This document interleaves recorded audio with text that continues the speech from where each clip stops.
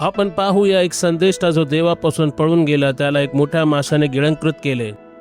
माशेच्या पोटात 3 दिवस 3 रात्र घालवल्यानंतर मी तर फक्त कल्पना करू शकतो की तो भला मोठा मासा प्रचंड समुद्रात वर खाली कसा करत असेल. प्रचंड दाबामुळे तो तर जवळजवळ मेला होता, पण देवाने त्याला मरू दिले नाही.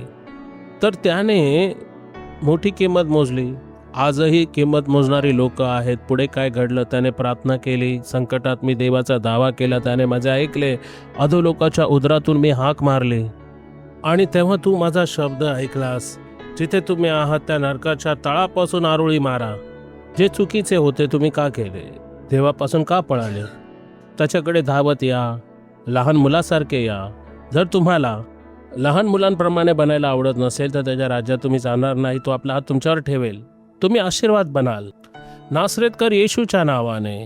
आता आपण प्रार्थना करूया. पित्या, हा भाऊ आणि बहीण योनासारखे प्रार्थना करीत आहे, तुझे धावा करीत आहे. त्यांचे कुटुंब मोठ्या हालअपेष्टेत आहे आणि हे देवा, त्यांच्या मुलांना मोठी किंमत मोजावी लागत आहे. हे माझ्या प्रभू, या लोकांना मदत कर आणि त्यांना सुबुद्धी दे. सैताना या लोकांच्या आयुष्यात स्पर्श करण्यास मनाई करतो. या व्यक्तीला सोडून दे. आताच्या त्यांच्या जीवनात निघून जा. विश्वास करा आणि तुमच्या आयुष्यातील वाईटाचा धिक्कार करा.